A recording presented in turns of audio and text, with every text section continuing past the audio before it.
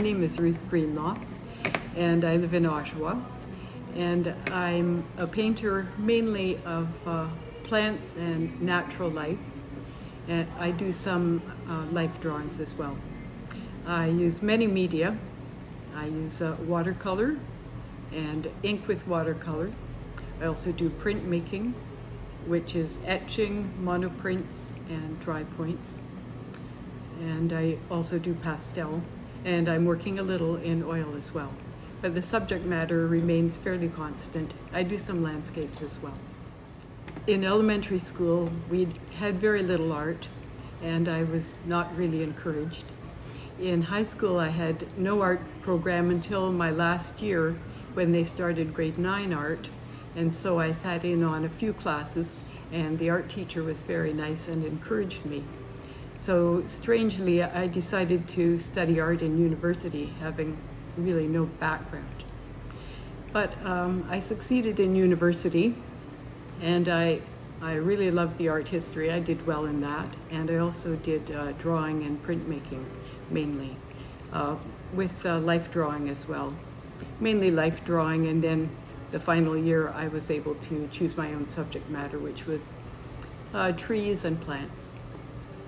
So after that, my husband and I moved to many places where he was a teacher, and we raised our family. And I didn't have a lot of chance to do art, but we lived in Grey County mainly, and I took some watercolor lessons there. We moved to Vancouver, and in Vancouver I studied Chinese art history and Chinese traditional painting, a year-long intensive course with a man from Macau. And in Regina, I was a member of the art gallery there, and there were a lot of people there who took courses, and we did activities, and we learned a lot about art. We had speakers several times. I learned a lot about the regional art there and Canadian art in general. And I had a little show there. It was blending East and West. So it was landscapes of China and Canada, mainly the mountains in Canada. And I tried to blend Chinese techniques and Western watercolor techniques.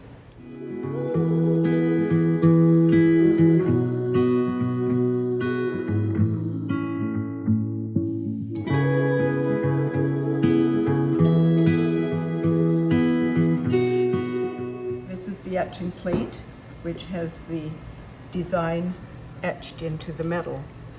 And at this point, I've used two colors of ink, the black and the green, and this is what I've come up with. But you can make many variations.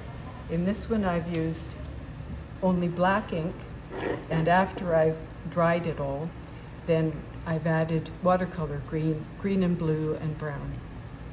This is my etching cliffhanger. It's a tree that I saw in a gorge in Grey County, and the old cedar tree was hanging over the edge, and you can see all the trees below.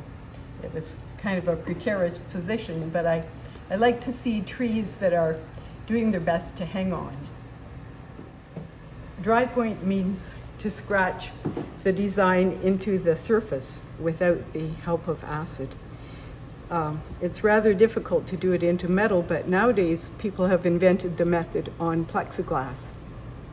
So first I drew the drawing of the chickadee, and then put the drawing down and the blank plexiglass over top, and I traced it by scratching in with the same tool, the dental tool or a needle.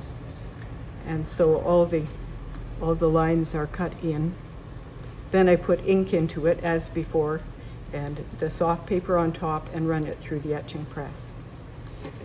I had the idea to do a series on birds that like to eat seeds and the related plants that go with it. And this is the dry point and monoprint with it. I monoprinted these plants by pressing them and then putting ink on them. So the dry point is here with enhanced with watercolor, and these are the plants that have ink on them. The Queen Anne's lace has seeds in them too, so they're related with the seeds.